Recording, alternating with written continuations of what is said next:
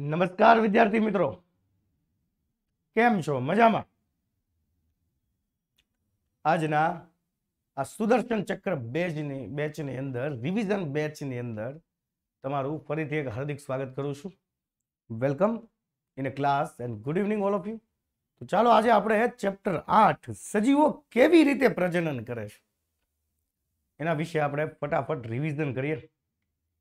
संकल्प बोल के तो निकल पड़े द्वार खोल के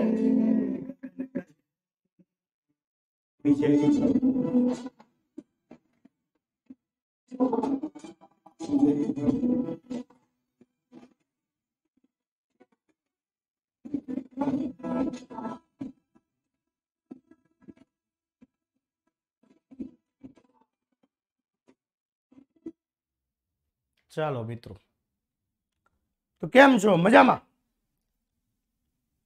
આજના ચેપ્ટર 8 ની અંદર તમારું દિલથી હાર્દિક સ્વાગત છે.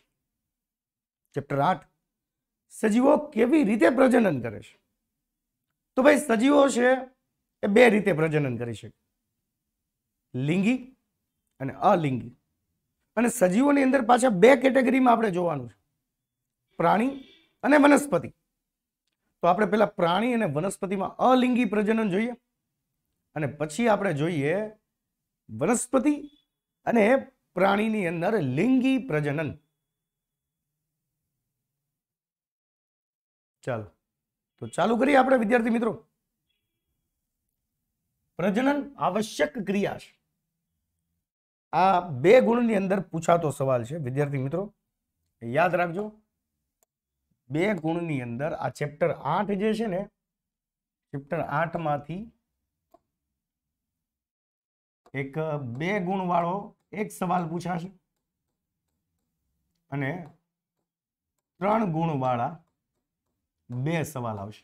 તો તમારા માટે મોસ્ટ ઇમ્પોર્ટન્ટ ચેપ્ટર છે, બરોબર? જ્યાં તમે 3 ને 3 6 ને 2 8, તો આ ચેપ્ટરમાંથી 8 ગુણનું તમે કવર કરી શકો છો. તો બહુ સિમ્પલ છે કે ભાઈ પ્રજનન આવશ્યક ક્રિયા છે.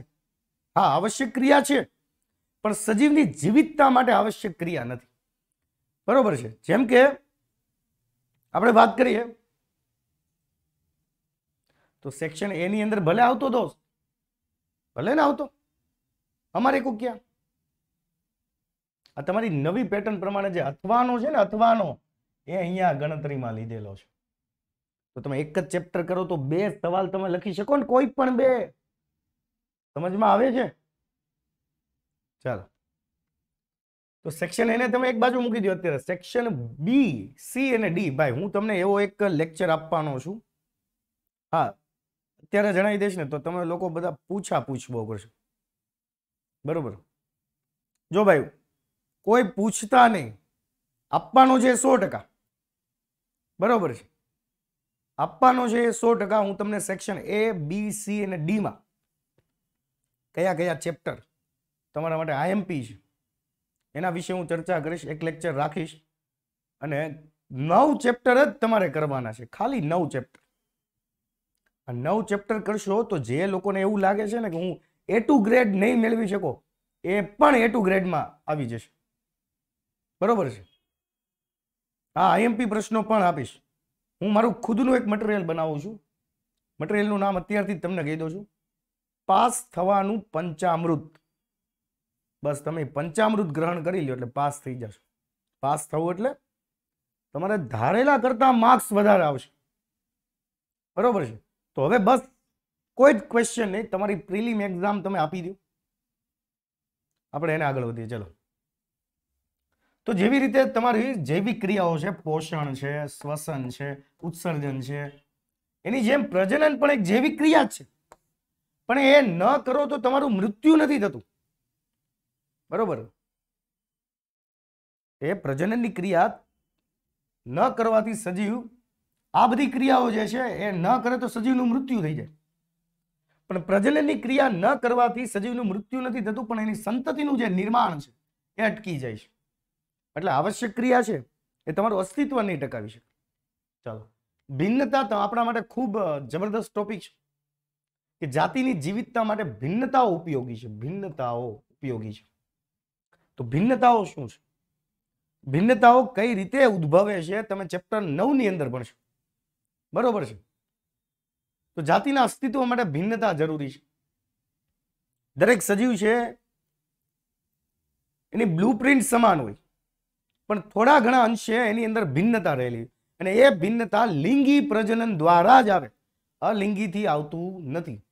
બરોબર છે. તો સજીવોની વસ્તી તેની પ્રજનન ક્ષમતાનો ઉપયોગ કરી નિવસન તંત્રમાં વસવાટ પ્રાપ્ત કરે છે. અને આપણા શરીર રચના જાળવી રાખવા માટે, મતલબ પિતૃ પેઢીની જે શરીર રચના છે એ બીજ શરીર રચના એની સંતતિની આવે એના માટે જવાબદાર ઘટક ડીએનએ ની પ્રતિકૃતિ છે. એ બંનેની અંદર સમાન હોય ડીએનએ. અને ડીએનએ વિશે ચેપ્ટર 9 ની અંદર તમને બહુ વ્યવસ્થિત રીતે આપણે સમજાવેલું છે. બરોબર.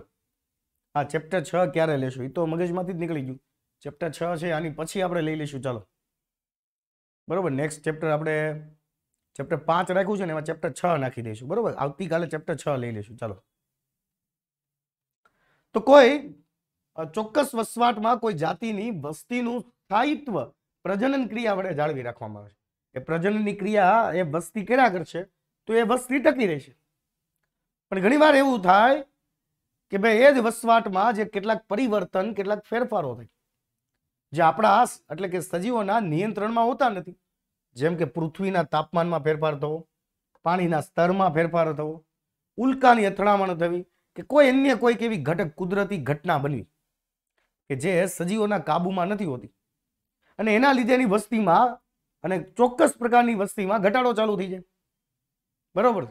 અને ચોક્કસ પ્રકારની વસ્તીમાં જ્યારે ઘટાડો ચાલુ થાય ત્યારે વસ્તીના પ્રજનન ક્ષમતા ઉપર અસર કરે છે. પણ એમાં 100% ઘટાડો નથી થતો. કેટલાકની અંદર કંઈક ભિન્નતા રહેલી છે અને એ ભિન્નતા જ સજીવોને જીવિત રાખે છે.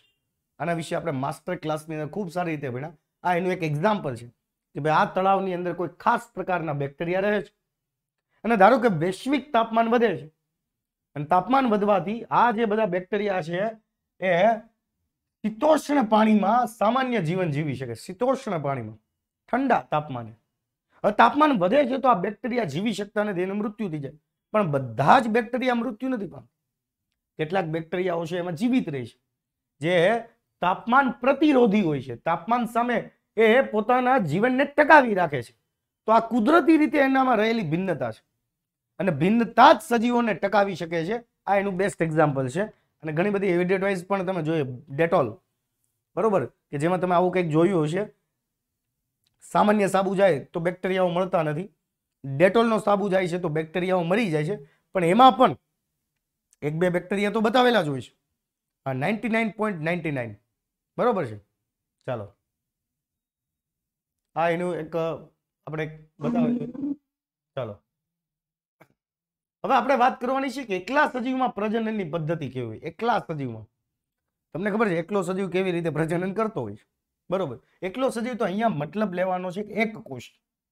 તો એક કોષી છે, એનું શરીર એક સિમ્પલ એક જ કોષનું બનેલું હોય છે. તો નથી એની પાસે પ્રજનન તંત્ર, નથી એની પાસે પ્રજનન અંગો, ગેરહાજર હોય છે.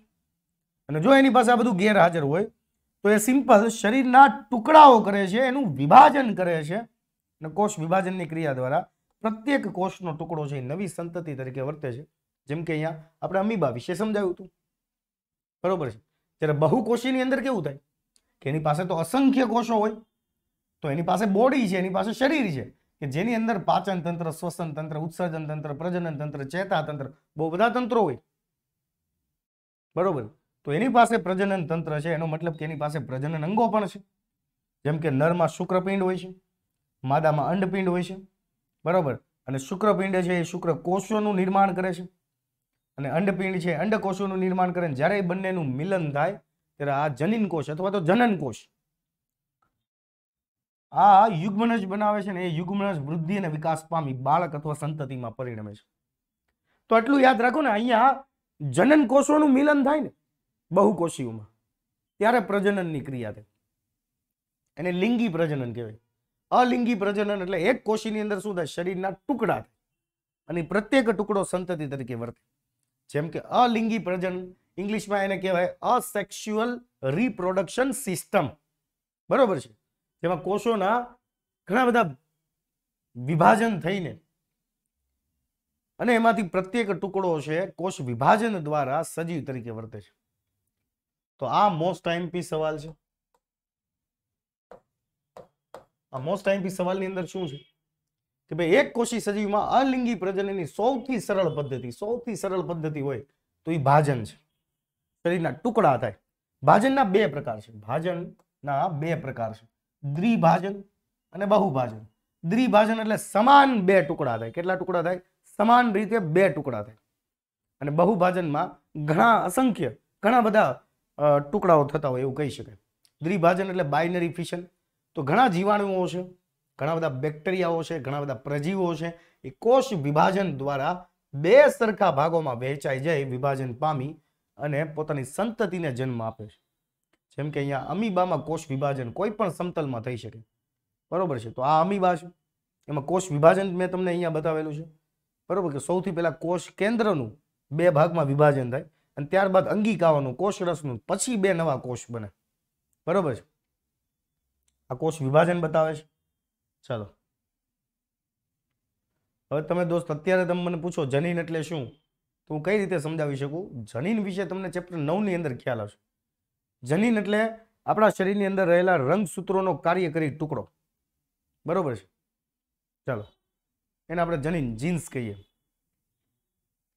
આગળ વાત કરીએ તો અહીંયા તમે જોઈ શકો છો કે બેક્ટેરિયાઓ છે ને આવી રીતે કોષ વિભાજન દ્વારા 2 માંથી 4, 4 માંથી 8, 8 માંથી 16, 16 માંથી 32 બનતા હોય છે.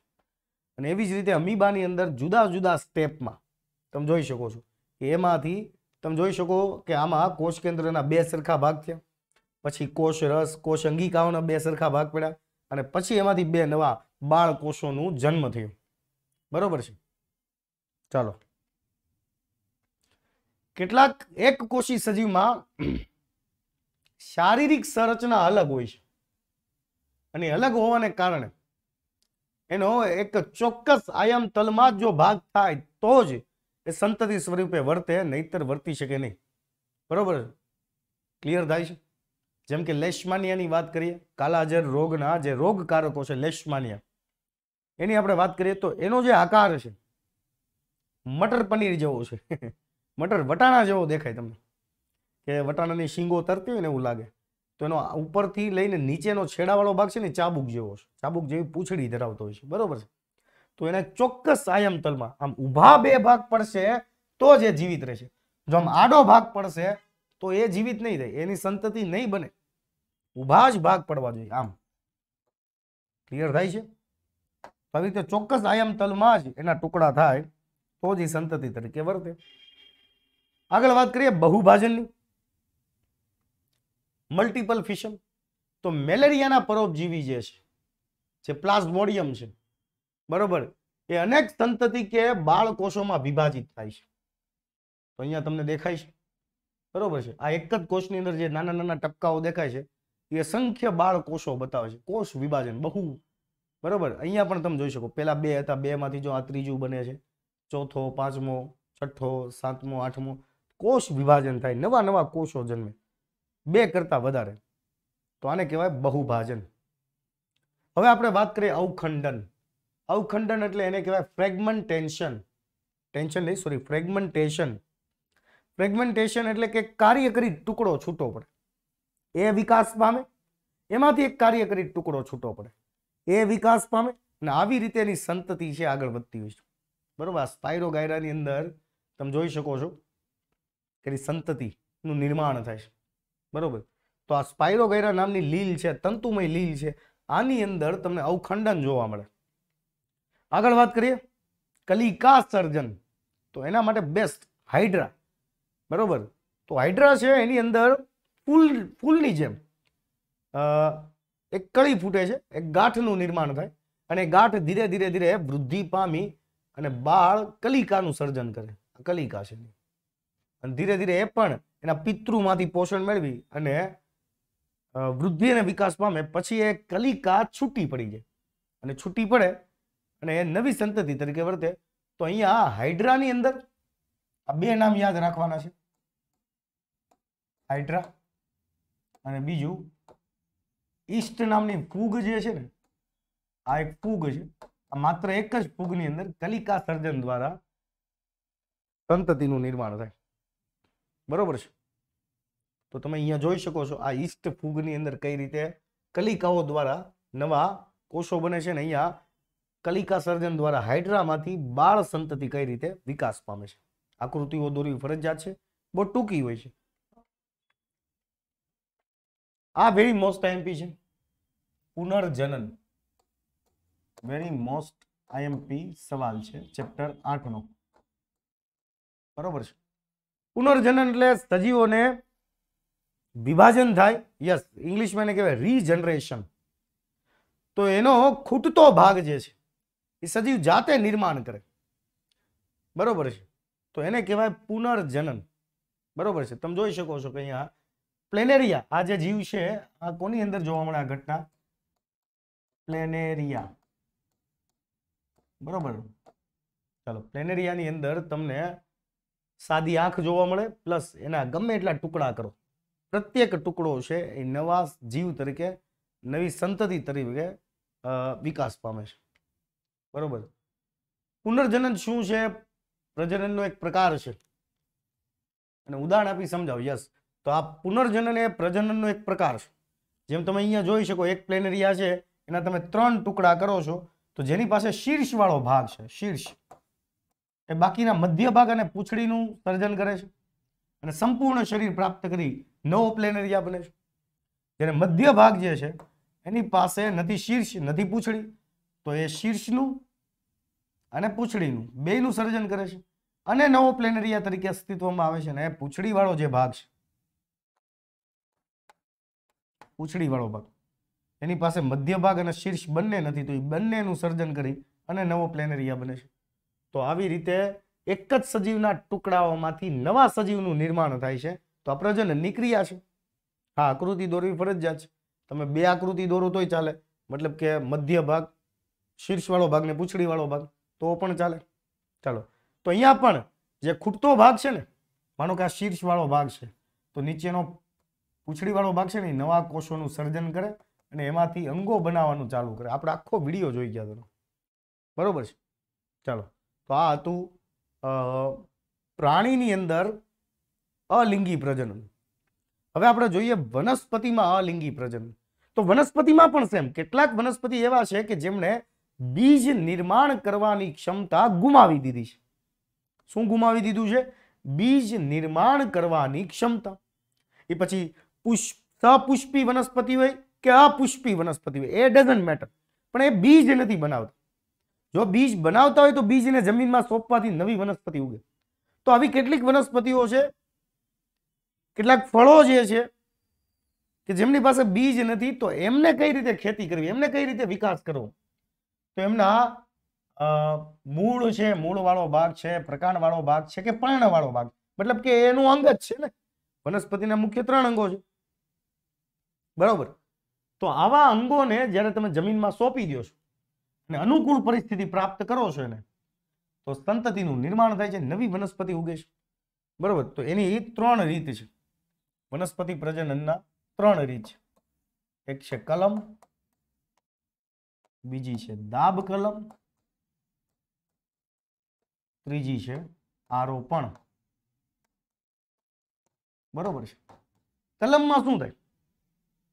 કલમની અંદર બહુ સિમ્પલ છે. કોઈ વનસ્પતિના ટુકડાને, મતલબ કે ડાળી વાળો ભાગ છે, મૂળ વાળો ભાગ છે કે પર્ણ વાળો ભાગ છે, એને તમે તોડી અને જમીનમાં સીધો સોંપી દો, તો એ કલમ છે. દાબ કલમ એટલે તમે અહીંયા જોઈ શકો કે વનસ્પતિનો ડાળી વાળો ભાગ છે એને તમે જમીનમાં સોંપી દીધો, એની ઉપર માટી નાખી દીધી. બરોબર. તમે અહીંયા જોઈ શકો છો, એની ઉપર તમે માટી નાખી દીધી છે. પછી એ ભાગેથી મૂળનું સર્જન થાય છે. બરોબર. પછી તમે અહીંથી એને કાપી નાખો છો, તો અહીંથી નવી વનસ્પતિ તરીકે અસ્તિત્વમાં આવે છે. એ છે દાબ કલમ. અને આરોપણ એટલે કે ઈચ્છિત વનસ્પતિ 2 લેવો છો તમે, એની ઉપર તમે કાપો મૂકી બંનેને ભેગી કરીને જ્યારે જમીનમાં સોંપો છો, એ આરોપણ છે. બરોબર. ક્લિયર થાય છે? ચાલો, તો આ તમે જોઈ શકો છો, આ છે કલમ, કે એમાં કોઈ એક ડાળીવાળા ભાગને જમીનમાં સોંપી દીધો છે, ત્યાંથી નવા પર્ણો છે, નવી વનસ્પતિનું સર્જન થાય છે. આ પણ છે વાનસ્પતિક પ્રજનન. કે ભાઈ બટાટા છે એના બીજ નથી હોતા, તો એને યોગ્ય વાતાવરણમાં મૂકી રાખવાથી છે ને એની અંદર આંખ ફૂટે, એની અંદર કલિકાનું સર્જન થાય, અને પછી આ બટાટાને તમે જમીનમાં સોંપી દો એટલે નવી વનસ્પતિનું સર્જન થાય, વૃદ્ધિ અને વિકાસ થાય, અને એના મૂળ ભાગે નવા બટાટાઓનું સર્જન થાય છે. બરોબર, તો આ એક વાનસ્પતિક પ્રજનન બતાવે છે, આમાં બીજ નથી હોતા. એવી જ રીતે પાન ફૂટી, તો 2 ગુણની અંદર આ સવાલ વેરી મોસ્ટ આઈએમપી છે. 2 ગુણની અંદર પૂછાતો સવાલ છે, આઈએમપી પ્રશ્ન છે. પાન ફૂટી અથવા તો પર્ણ ફૂટી અથવા તો પથ્થર ફાડ પણ કહે છે. એની અંદર તમે જોઈ શકો છો કે એના પાનની અંદર ખાંચાઓ હોય છે, એના પાનની અંદર ખાંચાઓ હોય છે, અને આ ખાંચાઓ જે છે ત્યાં નવી કલિકા સ્વરૂપે આ વનસ્પતિ ઉગે, અને આ જે વનસ્પતિ છે એ ધીરે ધીરે વૃદ્ધિ પામે અને પછી ત્યાંથી ખરી જાય અને નીચે જમીન ઉપર નવી વનસ્પતિનું નિર્માણ કરે. ક્લિયર થાય? ચાલો, અને કેટલીક વનસ્પતિઓ છે કલિકા સ્વરૂપે વૃદ્ધિ પણ પામે છે ને પણ કિનારીની ખાંચામાં જ નવો છોડ વિકાસ પામી જાય છે. બીજાણુ એટલે શું? બીજાણુ એટલે શું? એ અલિંગી પ્રજનન છે. યસ. તો આ બાકીની જે ફૂગ છે, મ્યુકર છે, બરોબર છે, મોલ્ડ છે, બિલાડીનો ટોપ છે, તો આ બધી ફૂગની અંદર કંઈક આ રીતે જ બીજાણુ નિર્માણ દ્વારા નવી સંતતિનો વિકાસ થાય. જેમાં તમે જોઈ શકો કે કોઈ પણ ફૂગને તમે માઇક્રોસ્કોપની અંદર જોવો ને, નહીં, આ બધી જ પદ્ધતિ એક સાથે એક જ ક્વેશ્ચનમાં ન હોય, 2 ગુણમાં, 3 ગુણમાં અલગ અલગ રીતે પૂછે. બરોબર છે. આ રાઇઝોપસ છે. તો આ બધી ફૂગને તમે જ્યારે માઇક્રોસ્કોપની અંદર જુઓ છો ત્યારે તમને એક લાંબો તંતુ જેવો ભાગ અને એની ઉપર એક ટોપકા વાળો ભાગ જોવા મળતો છે. ટોપકા વાળો ભાગ, બરોબર, ડબ્બી જેવો ભાગ, જેને બીજાણુ ધાની કહેવાય, કે જેની અંદર નવી સંતતિ માટેના બીજનું નિર્માણ થાય. આને કવક તંતુ પણ કહેવાય. જ્યારે કવક તંતુ તૂટે છે ત્યારે આ જે નવા બીજ છે હવાના સંપર્કમાં ઉડીને યોગ્ય સ્થાને જાય અને પોષણ મેળવે અને નવી ફૂગનું સર્જન કરે. બરોબર છે. ચાલો, તો તમને માસ્ટર ક્લાસની અંદર આ બધું બતાવેલું હતું કે ભાઈ કોઈ એક બ્રેડ હોય કે જેના ઉપર ફૂગ જામેલી હોય તો તમને આમ તંતુ જેવું તાતણા જેવું દેખાય. પછી તમે એમને માઇક્રોસ્કોપમાં જો તમને ખબર પડે કે હા આવા ટપકા જેવું અને એક સોટી જેવો ભાગ હોય છે. બરોબર છે. અને એ જે ઉપરનો ભાગ છે એ બીજાણુ ધાની છે જેમાં બીજનું નિર્માણ થાય, અને આખો ભાગ જેને કવક તંતુ કહેવાય, અને જ્યારે એ તૂટે છે ત્યારે કેટલા હવા દ્વારા આ બીજ ઉડીને માનો કે બાજુમાં મૂકેલી સારી બ્રેડ છે એના ઉપર પડે છે, તો એમાં જઈને ધીરે ધીરે પોષણ મેળવી નવી ફૂગનું નિર્માણ કરે. બરોબર છે. ક્લિયર થાય છે? ચાલો, લિંગી પ્રજનન અલિંગી પ્રજનનથી કેવી રીતે ભિન્ન છે ને અલિંગી પ્રજનનની મર્યાદાઓ જણાવો. તો આ 3 ગુણની અંદર પૂછાતો સવાલ છે. 3 ગુણની અંદર પૂછાતો મોસ્ટ આઈએમપી સવાલ છે. બરોબર. તો પેલા તો અલિંગી પ્રજનન ને લિંગી પ્રજનન કોને કહેવાય એની ચર્ચા કરી લઈએ. અલિંગી પ્રજનન કોને કહેવાય? તો વિદ્યાર્થી મિત્રો, એવું પ્રજનન કે પ્રજનન કરતા સજીવો જનન કોષો કે પ્રજનન અંગો ધરાવતા હોતા નથી. જનન કોષો, એમની પાસે પ્રજનન અંગો ન હોય એટલે એની પાસે જનન કોષો પણ ન હોય.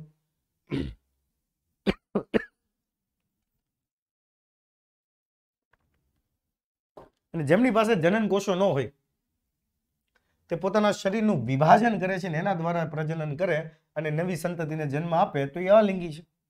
પણ જેમની પાસે પ્રજનન અંગો છે, બરોબર, તો એ જ્યારે નર અને માદાના જનન કોષોનું મિલન થાય છે ત્યારે સંતતિને જન્મ આપે છે, તો એ લિંગી પ્રજનન છે. હવે અલિંગી પ્રજનનની મર્યાદાઓ કેટલી છે? તો બહુ સિમ્પલ છે. અલિંગીમાં તો ખાલી ટુકડાઓ જ કરવાના છે, તો ઝડપથી વસ્તી વધતી હોય છે, તો વસવાટ ઝડપથી ભરાઈ જાય છે, સંખ્યા પણ ખૂબ ઝડપથી વધે છે, તેની સંતતિ સંપૂર્ણ તેના પિતૃને સમાન હોય છે, કારણ કે એના પિતૃમાંથી જ એનો ટુકડો પડેલો છે. અને ભિન્નતા ખૂબ અલ્પ માત્રામાં તમને જોવા મળે, અને પ્રતિકૂળ પરિસ્થિતિમાં જીવી શકવાની ક્ષમતા પણ એની કેવી હોય? ઓછી હોય, કારણ કે બધા એક સરખા જ હોય, તો એકને અસર કરે તો બધાને અસર કરે. સૌથી વધારે ભિન્નતા લિંગી પ્રજનન કરતા સજીવોમાં હોય. આગળ વાત કરીએ તો પુષ્પની અંદર આપણે જોઈએ લિંગી પ્રજનન. તો પેલા પુષ્પની વાત કરીએ. પુષ્પ એટલે શું? પુષ્પના પ્રજનન ભાગો અને તેના આધારે. હવે આ જે આકૃતિ છે ને વિદ્યાર્થી મિત્રો, આકૃતિ, આ આકૃતિ માત્ર 2 ગુણની અંદર પણ તમને પૂછે કે ભાઈ જાસૂદના આડછેદની આકૃતિ દોરો, નામ નિર્દેશ વડે આકૃતિ દોરો, આયામ છેદ વડે આકૃતિ દોરો. યસ. તો તમે અહીંયા જોઈ શકો છો કે એની પાખડીઓને આપણે દલપત્ર કહીએ, નીચે વજ્રપત્ર હોય, વજ્રદંડ હોય, વચ્ચે એક ઊભો સ્તંભ હોય જેને આપણે સ્ત્રી કેસર કહીએ. સ્ત્રી કેસરના 3 ભાગ હોય. ઉપરનો ભાગ પરાગાસન, વચ્ચેનો ભાગ પરાગ વાહિની અને નીચેનો ભાગ અંડાશય અથવા તો બીજાશય કહેવાય. અને એની ફરતે જે તંતુ જેવી રચના છે એને પુંકેસર કહીએ, જેમાં ઉપરનો ભાગ પરાગાશય કહેવાય, નીચેનો ભાગ તંતુ કહેવાય. બરોબર. તો પુષ્પ છે વનસ્પતિનું પ્રજનન અંગ છે ને વનસ્પતિના પ્રજનન અંગ પુષ્પની અંદર નર પ્રજનન અંગ કોઈ હોય, નર, તો એ પુંકેસર છે, અને માદા પ્રજનન અંગ કોઈ હોય તો એ સ્ત્રી કેસર છે. બરોબર છે. ચાલો, તો એની આપણે ચર્ચા કરીએ, પુંકેસર સ્ત્રી કેસરની. હવે સ્ત્રી કેસરની આપણે વાત કરીએ તો સ્ત્રી કેસર કંઈક આવું છે. આવો નીચેથી ફૂલેલો, પછી સોટી વાળો ભાગ, ઉપરથી ગાદી જેવો ભાગ હોય છે જેને આપણે પરાગાસન કહેવાય. એ ચીકણો હોય છે, ચિકાસ વાળો હોય છે, પરાગરજ ત્યાં ચોટી જતી હોય છે. પરાગવાહિની એક પાતળી નલિકા છે. નીચેનો ફૂલેલો ભાગ છે જેને બીજાશય અથવા તો અંડાશય કહેવાય. હવે પ્રજનન ભાગોના આધારે પુષ્પના પ્રકાર આપણે લઈએ. પ્રજનન ભાગોના આધારે એક લિંગી એટલે એમની પાસે એક જ લિંગ હોય, એક જ લિંગ. બરોબર. પુલ્લિંગ અથવા તો સ્ત્રીલિંગ એવું નહીં. બરોબર છે. એમની પાસે એક જ પ્રજનન અંગ હોય, કાં તો પુંકેસર હોય કાં તો સ્ત્રી કેસર હોય. પુંકેસર હશે તો એના પુષ્પો વાસે, અથવા સ્ત્રી કેસર. તો બંનેમાંથી કોઈ એક ધરાવતા હોય તો એ એક લિંગી છે. પણ જો બંને ધરાવતા હોય, પુંકેસર પણ હોય સાથે સાથે સ્ત્રી કેસર પણ હોય, બંને ધરાવતા હોય તો એને દ્વિલિંગી અથવા તો ઉભયલિંગી પુષ્પ કહેવાય. એના એક્ઝામ્પલ તમને આપેલા છે. પપૈયું, તરબૂચ એ એક લિંગી પુષ્પ ધરાવતા હોય. જાસૂદ, રાય અને ધતુરો એ દ્વિલિંગી પુષ્પ ધરાવે છે. બરોબર છે. ચાલો, સપુષ્પી વનસ્પતિઓમાં પ્રજનન તો આ તમને ખબર જ છે. પુંકેસર કેવું હોય છે, જે નર પ્રજનન અંગ છે, દલપત્ર છે, માદા પ્રજનન અંગ છે, સ્ત્રી કેસર છે. તો કઈ રીતે આખી ઘટના બનતી હોય છે? તો સૌથી સિમ્પલ વાત એ છે કે સ્ત્રી કેસરની અંદર એનું જે પરાગાસન છે, પરાગાસન, બરોબર છે, પછી નલિકા જેવો ભાગ છે એને પરાગ વાહિની કીધું આપણે. નીચેનો ફૂલેલો ભાગ છે જેને આપણે અંડાશય કીધું. બરોબર છે. તો અહીંયા કેવું થાય છે કે પરાગરજ અહીંયા ઉપર આવીને ચોંટી જાય છે, પછી ધીરે ધીરે એમાંથી એક પાતળી નલિકાનું નિર્માણ થાય છે જે અંડકોષ તરફ વહન પામે છે. અને એ અંડકોષની અંદર, મતલબ કે બીજાંડની અંદર રહેલા અંડકોષ સુધી એ પહોંચે છે. અને એના દ્વારા આ પરાગરજની અંદર રહેલા નરજન્યુ કોષ કે જે પરાગ નલિકા દ્વારા વહન પામે છે અને અંડકોષ સાથે મિલન કરે છે. જ્યારે અંડકોષ સાથે મિલન કરે એટલે કે અંડકોષ અને પરાગરજના નરજન્યુ કોષો બંનેનું મિલન થાય તો એને ફલનની પ્રક્રિયા કહેવાય. એનાથી ફલિતાંડ બને. એનાથી શું બને? ફલનની પ્રક્રિયાથી શું બને? ફલિતાંડ બને. ચલો, નહીં લખાય, અહીંયા નીચે લખી દઉં છું.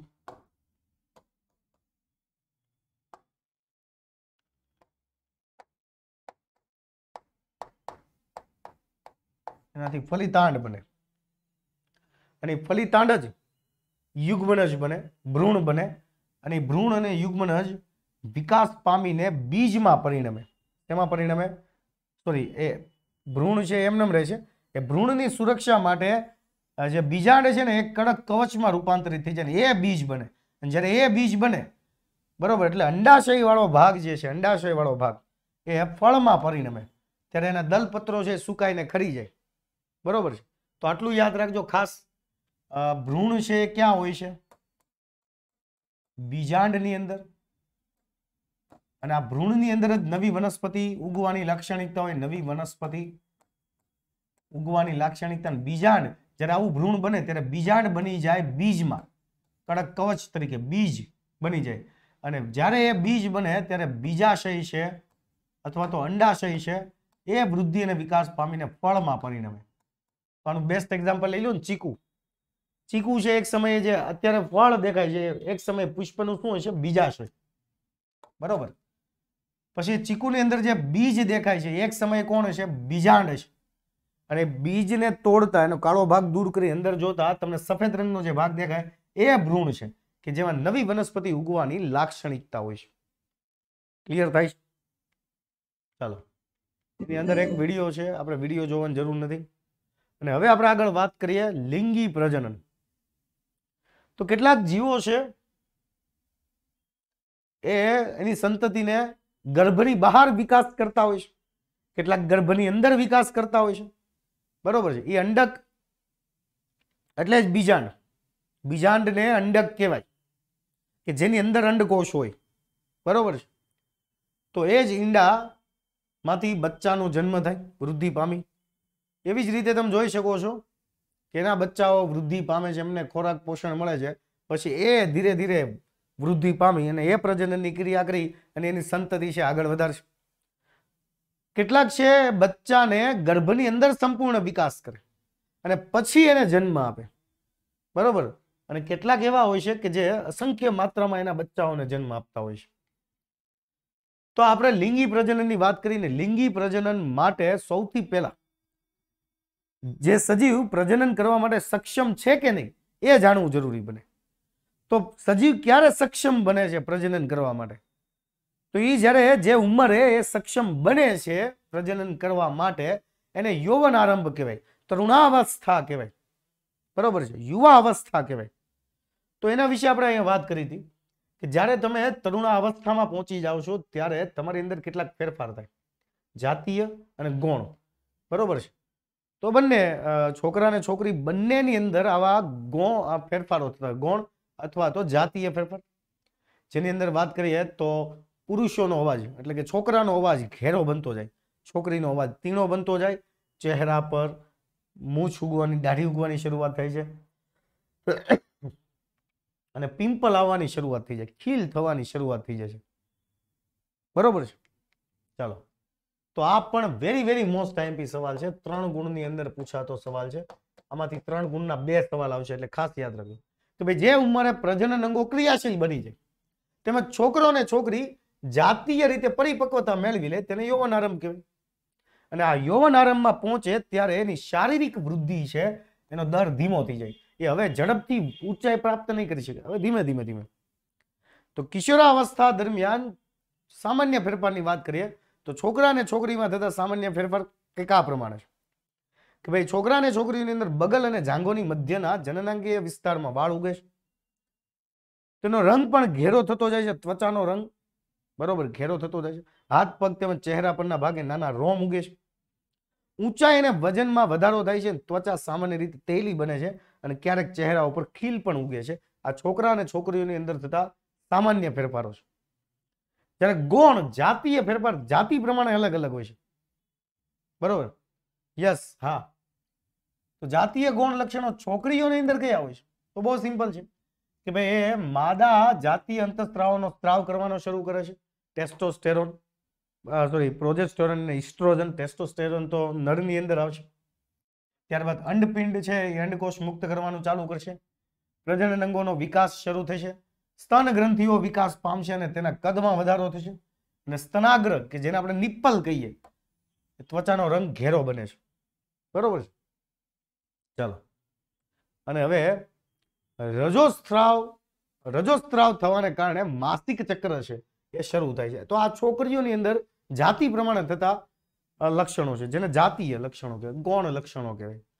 છોકરામાં શુક્રપિંડ છે નર જાતીય અંતઃસ્ત્રાવનો સ્ત્રાવ કરશે અને શુક્રપિંડ છે શુક્રકોષોનું ઉત્પાદન શરૂ કરી દેશે.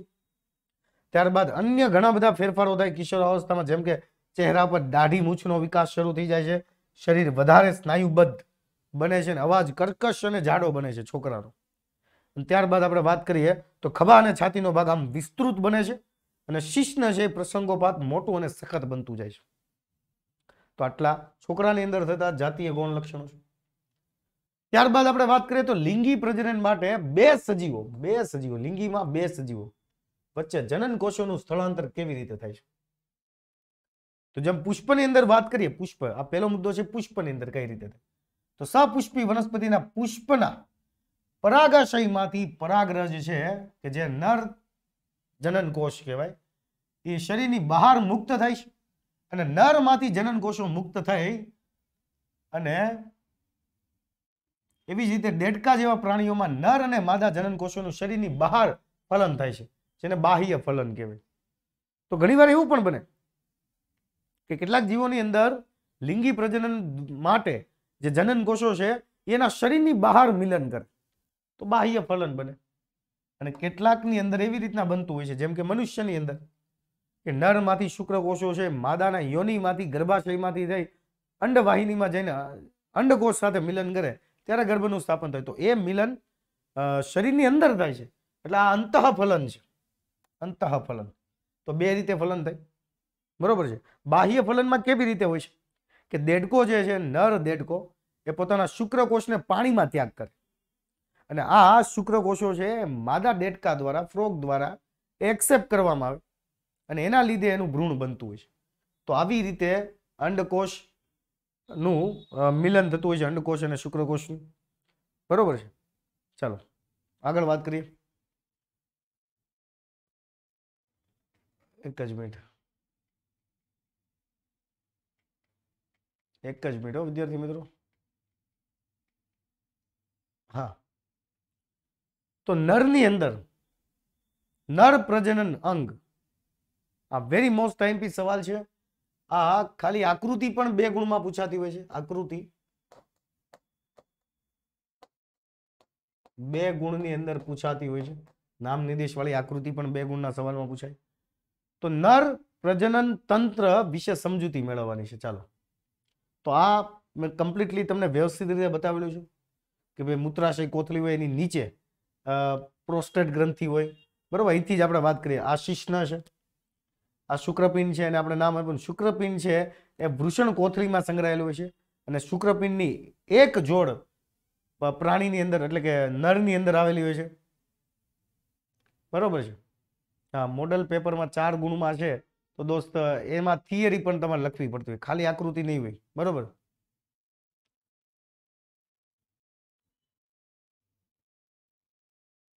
તો તમે તમારી સ્કૂલની અંદર વાત કરો. હા, મેં આકૃતિ ડ્રો કરી હતી, છતાં પણ હું અમુક લેક્ચર એવા લેવાનો છું. હજી આપણે આ જે ફટાફટ રિવિઝન કરીશું એના ઉપરથી, તો તેમાં તમને જેટલું થોડું ઘણું ખૂટે છે તો એ તમને ત્યાંથી મળી જશે, બરોબર છે. એક જ મિનિટ વિદ્યાર્થી મિત્રો. ચાલો, ઓકે. વૃષણ કોથળી છે એનું તાપમાન આપણા શરીરના તાપમાન કરતા 2 થી 3 અંશ સેલ્સિયસ કેવું હોય છે, નીચું હોય છે. એમાં શુક્રપિંડની એક જોડ આવેલી હોય છે, એમાંથી શુક્રવાહિની નીકળતી હોય છે, એક નલિકા જેવો ભાગ, એની પણ એક જોડ આવેલી હોય છે, એટલે કે 2 નંગ હોય છે. અને એ શુક્રવાહિની અહીંયા શુક્રાશય સાથે સંકળાયેલી હોય છે કે જેમાં શુક્રકોષોનો શું થાય, સંગ્રહ થાય. અને એ શુક્રકોષમાંથી જે નલિકા નીકળે છે, મૂત્રાશયની જે નલિકા છે, એ બંને પ્રોસ્ટેટ ગ્રંથિ દ્વારા નિયંત્રિત થતી હોય છે. અને આગળ એ નલિકા એક જ બની જાય છે કે જે મૂત્રના ત્યાગ માટે પણ એક જ માર્ગ છે અને શુક્રકોષોના ત્યાગ માટેનો પણ એક જ માર્ગ છે. તો આ માર્ગને આપણે નામ આપ્યું મૂત્રજનન માર્ગ. તો પુરુષોની અંદર છે ને પ્રજનન અંગો છે, એમાં મુખ્ય પ્રજનન અંગો હોય તો શુક્રપિંડ છે, અને શુક્રપિંડ જ શુક્રકોષોનું સર્જન કરે છે, ઉત્પાદન કરે છે. અને નર જાતીય અંતઃસ્ત્રાવ કે જેને આપણે ટેસ્ટોસ્ટેરોન કહીએ, એ ઉત્પન્ન કરવાનું કામ કોણ કરે, તો શુક્રપિંડ કરે.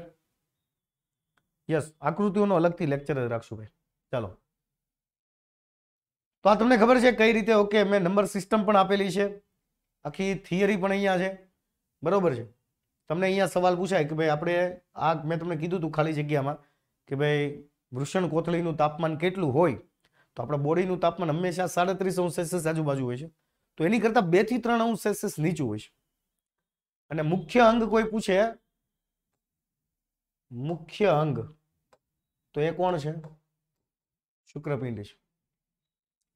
પછી શુક્રવાહિની છે, બરોબર. સહાયક ગ્રંથિઓ બીજી જે છે, અને મૂત્રજનન માર્ગ જે મૂત્ર અને શુક્રકોશોના વહનનો એક સામાન્ય માર્ગ છે.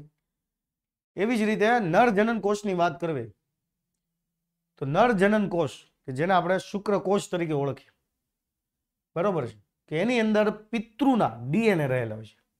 અને આ ડીએનએ થી આનુવંશિક લક્ષણો છે એ સંતતિની અંદર આવતા હોય છે. એની લાંબી પૂંછડી હોય છે. શુક્રકોષને માદા પ્રજનન કોષ તરફ સ્થળાંતર કરવામાં જે આ પૂંછડી છે એ મદદરૂપ થાય, બરોબર છે. આગળ વાત કરીએ તો તમે જોઈ શકો આવી રીતે વહન પામતો હોય છે. હવે માદા મનુષ્યનું પ્રજનન તંત્રની વાત કરીએ તો માદા પ્રજનન તંત્ર કંઈક આવું સિમ્પલ હોય છે, જેનો આકાર જે ગર્ભાશયની કોથળી છે એ ઊંધા ત્રિકોણ જેવા આકારની અથવા તો નાસ્પતિ જેવા આકારની હોય છે. એમાં પણ અંડપિંડ હોય છે, બરોબર, અંડવાહિની હોય છે. અને અંડવાહિની છે અંડપિંડ સાથે જોડાયેલી ન હોય છે, એના સંપર્કમાં હોય છે, બરોબર છે. અને એમાંથી અંડકોષ મુક્ત થતા હોય છે. અને એ અંડવાહિની દ્વારા ગર્ભાશયમાં આવે. ગર્ભાશયની જે દિવાલ છે એ પુષ્કળ રુધિરથી ભરેલી હોય છે, બરોબર. અને આ ગર્ભાશયમાં નીચે સાંકડા ભાગને ગ્રીવા કહેવાય અને નીચેનો ભાગ છે એને યોનિ માર્ગ કહેવાય, બરોબર. ચાલો, અને આ ગર્ભાશય છે. ઓકે, આગળ વાત કરીએ તો અહીંયા કમ્પ્લીટલી તમને બતાવેલું છે કેવી રીતે આખું પ્રજનન અંગ, આખું તંત્ર છે કઈ રીતે જોડાયેલું હોય છે, બરોબર છે. આગળ વાત કરીએ. હવે અહીંયા આ અંડપિંડ છે એ અંડકોષ મુક્ત કરશે દર 28 દિવસે. એ ફેલોપાઇન ટ્યુબની અંદર અથવા તો ફેલોપિયન ટ્યુબની અંદર આગળ વધે. અને ધારો કે અંડકોષ મેં અહીંથી બતાવેલો છે કે અંડકોષ મુક્ત કરે ધીરે ધીરે ધીરે એ આગળ વધે. અને જો કોઈ શુક્રકોષ છે એ માદાના યોનિ માર્ગ મારફતે એ અહીંયા પહોંચી જાય અંડવાહિની સુધી અને અંડકોષનું ફલન કરે તો એ ભ્રૂણ બને. જો એ ભ્રૂણ બને તો એ ગબડતો ગબડતો ગબડતો ગર્ભાશયમાં આવે અને ગર્ભાશયની દિવાલ સાથે એ ચોંટી જાય. મતલબ કેમ કહેવાય કે એમાંથી પ્રવર્ધોનું નિર્માણ થાય કે જે ગર્ભાશયની દિવાલની અંદર જાય છે અને ત્યાંથી પોષણ મેળવી અને વૃદ્ધિ અને વિકાસ પામે અને યોગ્ય સમયગાળા દરમિયાન એ સંતતિનો વિકાસ કરે છે. આગળ વાત કરીએ તો અંડપિંડ વિશે માહિતી. અંડપિંડ છે એની એક જોડ માદાની અંદર હોય જે ઉદર ગુહાની બંને સાઈડ આવેલી હોય છે અને શરીરની અંદર હોય છે. શુક્રપિંડ શરીરની બહાર વૃષણ કોથળીમાં હોય છે. ત્યારબાદ જો આપણે વાત કરીએ તો એ ઇસ્ટ્રોજન અને પ્રોજેસ્ટેરોન બે માદા જાતિ અંતઃસ્ત્રાવો મુક્ત કરે છે. અંડકોષ પણ મુક્ત કરે છે. ત્યારબાદ વાત કરીએ તો અંડવાહિની છે ફેલોપિયન નલિકા કે જે અંડકોષ અંડપિંડથી ગર્ભાશય સુધી વહન પામવા માટેનો એક માર્ગ પૂરો પાડે છે. અને આ જ અંડવાહિનીના અગ્ર છેડા પાસે શુક્રકોષ વડે અંડકોષનું શું થાય છે? ફલન થાય છે. અને ફલન થાય તો એ ગર્ભાશયની દિવાલમાં સ્થાપન થાય અને વૃદ્ધિ અને વિકાસ પામે. એ નાજુક સ્થિતિસ્થાપક ઊંધા નાસ્પતિ આકારની એક રચના એટલે કોણ? ગર્ભાશય, કે જેમાં ગર્ભનું સ્થાપન થાય. પોષણ ગર્ભાશયમાં જ થાય છે અને ગર્ભાશયના દૂરસ્થ સાંકડા છેડાને ગ્રીવા કહેવાય. યોનિ માર્ગ તો ગર્ભાશય ગ્રીવા દ્વારા નલિકામય રચના યોનિ માર્ગમાં ખુલે છે અને યોનિ માર્ગ જે છે એ શરીરની બહાર યોનિ દ્વાર રૂપે ખુલે છે અને જાતીય સમાગમ દરમિયાન યોનિ માર્ગમાં શુક્રકોષો પ્રવેશે. બસ આટલું સિમ્પલ થિયરી છે. હવે આપણે એમ કહી શકીએ કે ગર્ભથી લઈને ગર્ભના સ્થાપનથી લઈને બાળ જન્મ સુધીની એક સફર છે એનું આપણે અવલોકન કરીએ તો સ્ત્રીની અંદર ભ્રૂણ કેવી રીતે નિર્માણ પામે છે અને બાળકનો જન્મ કેવી રીતે થાય છે એ આપણે સમજાવવાનું છે. આ પણ એક આઈએમપી પ્રશ્ન છે. તો પહેલા તો ફલનની ક્રિયા થશે. ફલનની ક્રિયા હું તમને શોર્ટમાં બતાવી દઉં કે ભાઈ માદાના અંડપિંડમાંથી અંડકોષ મુક્ત થાય જે પ્રોટીનથી સભર હોય છે. પછી જાતીય સમાગમ કરે, સેક્સ્યુઅલ ક્રિયા કરે, મૈથુન ક્રિયા કરે. ત્યારે નરના શુક્રકોષો છે યોનિ માર્ગ મારફતે ક્યાં જાય? ગર્ભાશયમાંથી ફેલોપિયન ટ્યુબની અંદર અને ત્યાં રહેલા અંડકોષ સાથે મિલન કરશે અને ગર્ભનું નિર્માણ કરશે. તો આવી રીતે ગર્ભનું નિર્માણ થાય અને હવે એ ગર્ભનું સ્થાપન અને વિકાસ થશે. તો હવે એ ગર્ભનું જ્યારે મતલબ કે બંનેનું મિલન થાય એટલે યુગ્મનજ બને છે અને આ યુગ્મનજ છે એની અંદર કોષ વિભાજનની ક્રિયા ચાલુ થઈ જાય અને કોષ વિભાજન એટલે કોષના જથ્થા જેવી આખી રચના બની જાય જેને આપણે ગર્ભ કહીએ, એમ્બ્રિયો કહીએ. અને ગર્ભાશય ગર્ભ ધારણ કરવા અને ગર્ભને પોષણ આપવા માટે પ્રત્યેક મહિને ચોક્કસ તૈયારી કરે અને ગર્ભાશયના અંતઃ આવરણ એટલે કે અંદરના ઇન્ડોમેટ્રિયમમાં ગર્ભનું સ્થાપન થાય છે અને અહીં ગર્ભ સતત વૃદ્ધિ પામીને ભ્રૂણ વિકાસ પૂરો કરે છે અને જ્યારે ગર્ભાશયનું અંતઃઆવરણ જાડું બને છે તે ગર્ભધારણ દરમિયાન ભ્રૂણના પોષણ માટે રુધિરને પુરવઠાસભર બનાવે છે અને એકઠું કરે છે. તો આવી રીતે આખું એક જે કોથળી જેવો ભાગ બને છે એને આપણે જરાયું કહીએ અને એ કનેક્ટ હોય છે બાળક અને માતા સાથે કે જેમાંથી જરૂરી પોષક દ્રવ્યો બાળકમાં અને ઉત્સર્ગ દ્રવ્યો છે માતામાં ટ્રાન્સફર થતા હોય. આવી રીતે બાળકનો સંપૂર્ણ વૃદ્ધિ અને વિકાસ થતો હોય છે. તો આ જરાયું પણ 2 ગુણની એક ટૂંક નોંધની અંદર પૂછાતી આઈએમપી સવાલ છે. બરોબર. એ એક ડીશ જેવી રચના હોય છે, તમે અહીંયા જોઈ શકો છો. આ ડીશ જેવી રચના જેને પ્લેસાન્ટા કહેવાય. બરોબર છે. ચાલો, અને જરાયુ માતાના શરીરમાંથી ગ્લુકોઝ, ઓક્સિજન તેમને અન્ય પદાર્થો છે વિકસતા ભ્રૂણ તરફ સ્થળાંતર કરશે, એને એક મોટી સપાટી પૂરી પાડશે. બરોબર, રકાબી જેવો. યસ.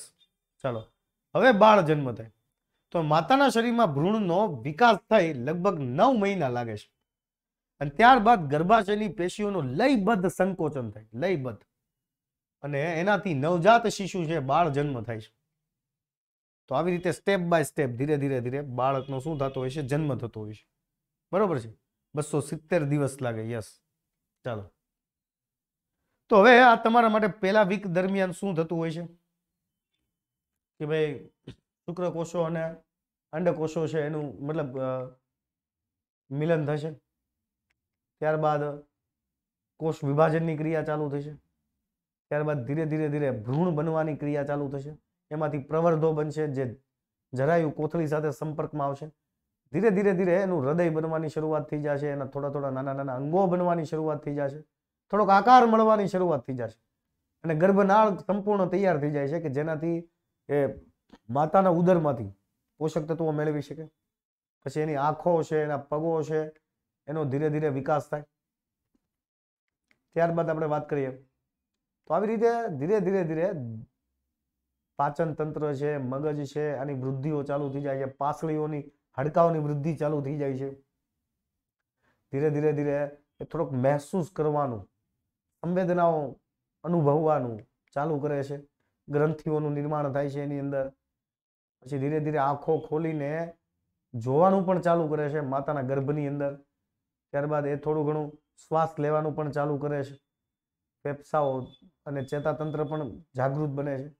પછી એ ધીરે ધીરે પ્રચલનની ક્રિયા પણ માતાના ગર્ભની અંદર ચાલુ કરે છે અને પછી છેલ્લે એનો જન્મ થાય છે. તો આ એક સફર છે, બહુ જબરદસ્ત છે. અને ધારો કે જ્યારે શુક્રાશય અંડકોષ સાથે મિલન નથી કરતું, જ્યારે શુક્રાશય અંડકોષ સાથે મિલન નથી કરતું ત્યારે શું થાય? ત્યારે માસિક સ્ત્રાવ થાય, ઋતુસ્ત્રાવ થાય, માસિક ચક્રનું નિર્માણ થાય કે જેમાં અંડકોષ છે એનું ફલન નથી થતું એટલે ગર્ભાશયમાં આવીને પરિપક્વ બનીને ફૂટી જાય છે. ત્યારે એમાંથી શ્લેષ્મનો સ્ત્રાવ થાય છે, કોષનો ભંગાર હોય અને સાથે સાથે ગર્ભાશયની દિવાલે પણ ગર્ભનું સ્થાપન માટે પુષ્કળ રુધિર એકઠું કરી રાખેલું હોય છે. તો પુષ્કળ રુધિર એકઠું તો કરે છે પણ ગર્ભનું સ્થાપન જ નથી થવાનું. તો એ રુધિર, કોષનો ભંગાર અને શ્લેષ્મ છે એ બધું જ માતાના ગર્ભાશયમાંથી બહાર નીકળે છે અને આવી રીતે જે આ બ્લડિંગ થાય છે એને જ આપણે માસિક ચક્ર, ઋતુસ્ત્રાવ, રજોદર્શન, રજોધર્મ આ બધું આપણે કહી શકીએ. બરોબર. કાલે ચેપ્ટર 7 નું કરાવ્યું હતું દોસ્ત. ચાલો, તો માસિક ચક્ર છે કે આવી રીતે હોય છે. ચાલો, તમે આમાં સિમ્પલી જોઈ શકો છો. જો આ એનિમેશન જોવો એટલે ખ્યાલ આવી જાય કે અંડકોષનું ફલન નથી થતું, સીધે સીધો ગર્ભાશયમાં આવી જાય તો પરિપક્વ બનીને ફૂટી જાય છે. સાથે સાથે આ જે ગર્ભાશયની આંતરિક દિવાલ છે એમાંથી પણ બ્લડિંગ ચાલુ થઈ જાય છે. તો આ જે બ્લડનો મતલબ રુધિરનો જે સ્ત્રાવ થાય છે એને ઋતુસ્ત્રાવ, ધાતુસ્ત્રાવ, બરોબર એવું કહેવામાં આવે છે. અને આ સ્ત્રાવ દર 28 દિવસે, જ્યાં સુધી ગર્ભનું સ્થાપન નહીં થાય ત્યાં સુધી દર 28 દિવસે આ જે સાયકલ છે એ ફરતી રહેતી હોય છે. એટલે આને મેન્સ્ટ્રુઅલ સાયકલ કહેવાય, ઋતુસ્ત્રાવ કહેવાય. ચાલો, ત્યારબાદ આપણે વાત કરીએ કેટલાક જાતીય રોગો, સેક્સ્યુઅલ ટ્રાન્સમિટેડ ડિસીઝ. એમાં 4 રોગો વિશે સમજવાનું છે તમારે. કેટલાક રોગો છે બેક્ટેરિયાથી થતા રોગ છે, જેમાં સિફિલસ અને ગોનોરિયા આવશે, અને કેટલાક વાયરસ જન્ય રોગો છે, જેમાં મસા અને HIV એડ્સ. બરોબર છે. તો આ બધા રોગો ચેપી રોગો છે, અને ચેપી રોગોથી ઘણું બધું નુકસાન થઈ શકતું હોય છે, એનો ફેલાવો થતો હોય છે. બરોબર. આ ગોનોરિયા બેક્ટેરિયા છે, એનાથી તમારી ત્વચા ઉપર ફોડલીઓ આવી જાય, તમારું જે શિશ્ન છે એના ઉપર ચાંદી અથવા તો ઈજા પડતી હોય છે. ત્યારબાદ આપણે વાત કરીએ તો સિફિલિસ જે બેક્ટેરિયાઓ છે કે આવા મેગી ટાઈપના હોય છે, એનાથી પણ તમને સેમ ચાંદીઓ પડતી હોય છે, બળતરા થતી હોય છે, ઈજા થતી હોય છે. બરોબર છે. HIV એડ્સ સર કયો રોગ છે? HIV એડ્સ તમારા આવશે, જો લગભગ મેં અહીંયા મૂક્યું હશે તો એડ્સ એ આપણા કહેવાય ને કે આપણું આર્મી, આપણા શરીરની આર્મી કોણ? એડ્સનું ફૂલ ફોર્મ શું થાય? હા, તો નેટ ઉપર સર્ચ કરો તોય તમને મળી જાય. Acquired immuno deficiency syndrome. બરોબર છે. તો આપણા શ્વેત કણો ઉપર એ આપણા ઇમ્યુનિટી સિસ્ટમ ઉપર, આપણે રોગ પ્રતિકારક તંત્ર ઉપર એ વાયરસ છે અસર કરશે. બરોબર છે.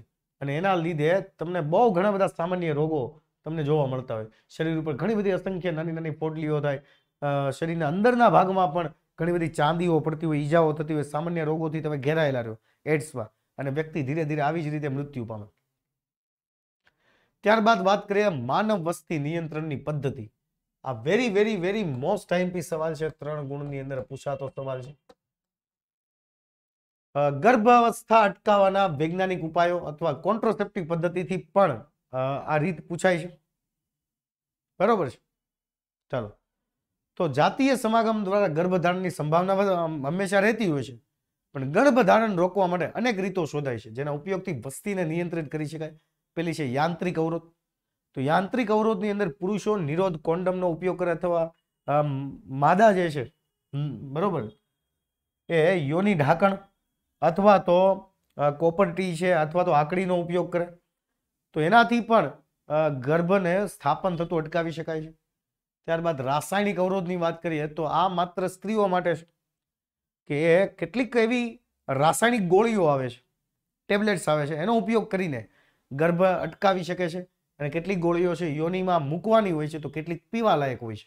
બરોબર. તો આવી ગોળીઓ દ્વારા પણ ગર્ભને સ્થાપન થતું અટકાવી શકાય છે. ત્યારબાદ શસ્ત્રક્રિયા દ્વારા, કે પુરુષની શુક્રવાહીને અવરોધીને કીધું છે, કાપી નથી નાખવાની, અવરોધીને શુક્રકોષોનું સ્થળાંતર અટકાવી દો તો પણ ગર્ભ ધારણની શક્યતા ઘટી જાય. અથવા સ્ત્રીઓની અંદર પણ જે અંડવાહિની છે એને અવરોધી નાખો, ફેલોપિયન ટ્યુબને અવરોધી નાખો, અને અંડકોષને ગર્ભાશય સુધી જતો અટકાવી દો તો પણ ગર્ભ નિર્માણ છે એને અટકાવી શકાય. નહીં, ચેપ્ટર 6 એક જ લેક્ચરમાં થશે દોસ્ત. તો અહીંયા તમે જોઈ શકો છો કે આવી રીતે શુક્રવાહિનીને અવરોધી, બરોબર, અને શુક્રકોષોનું વહન થતું અટકાવી દીધું. બરોબર. એ આખી પ્રોસેસ અહીંયા બતાવેલી છે. જો આ શુક્રવાહિની છે એને આવી રીતે કાપવામાં આવતી હોય છે. બરોબર છે. ચાલો, તો અહીંયા બતાવેલું છે કે ભાઈ શુક્રપિંડમાંથી શુક્રકોષોનું સર્જન થાય, અને શુક્રવાહિની દ્વારા બરોબર મૂત્રજનન માર્ગ સુધી પહોંચે ને ત્યાંથી એનો નિકાલ થતો. પણ જો અહીંયાથી તમે અવરોધી દો છો તો શુક્રકોષો છે આગળ વધતા નથી. બરોબર છે. આ પેલું છે કે જ્યારે શુક્રકોષો છે બહાર નીકળે અને અવરોધી દો તો હવે આગળ નહીં વધે. બરોબર છે. અને પુરુષોની અંદર જે શસ્ત્રક્રિયા થાય ને એને વેસેક્ટોમી કહેવાય, અને સ્ત્રીની અંદર જે શસ્ત્રક્રિયા થાય છે એને ટ્યુબેક્ટોમી કહેવાય. અને હવે છેલ્લો પ્રશ્ન છે વસ્તી. આ પણ 2 ગુણની અંદર પૂછાતો આઈએમપી સવાલ છે, 2 ગુણની અંદર પૂછાતો સવાલ. બરોબર. પોપ્યુલેશન, અને આજના સમયમાં સૌથી મોટામાં મોટો પ્રશ્ન હોય તો આ વસ્તી છે. બરોબર છે. કારણ કે લોકોની ડિમાન્ડ વધે છે, તકો વધે છે, તો એના લીધે આ ચિંતાનો વિષય છે. જો અહીંયા લખ્યું ચિંતાનો વિષય છે. બરોબર. તો વસ્તી કોને કહેવાય? તો પ્રજનન ક્રિયા દ્વારા સજીવો પોતાની વસ્તીની વૃદ્ધિ કરે છે. તો વસ્તીનું કદ કઈ રીતે નક્કી થાય? તો સજીવોના જન્મ દર અને મૃત્યુ દર વડે નક્કી થાય. તો વસ્તીના કદમાં જો વધારો થાય તો ખોરાકની અછત ઊભી થાય, નિમ્ન જીવન સ્તર બની જાય, નૈસર્ગિક સ્ત્રોતોનો વધારે ઉપયોગ થતો જાય, અને સામાજિક અસમાનતાના પ્રશ્નો સર્જાય છે. આમ વસ્તીનું કદ તુલનાત્મક રીતે ઓછું કે મર્યાદિત રાખવું જોઈએ. બરોબર છે. તો વસ્તી ઘટાડો અને રોજગારીની તકો મેળવો. તો ચાલો વિદ્યાર્થી મિત્રો, અહીંયા ચેપ્ટર 8 છે તમારું વ્યવસ્થિત રીતે પૂરું થઈ ગયું છે. આવતા લેક્ચરની અંદર આપણે ચેપ્ટર 6 વિશે ભણશું. ચાલો, જય હિન્દ, જય ભારત, અસ્તુ.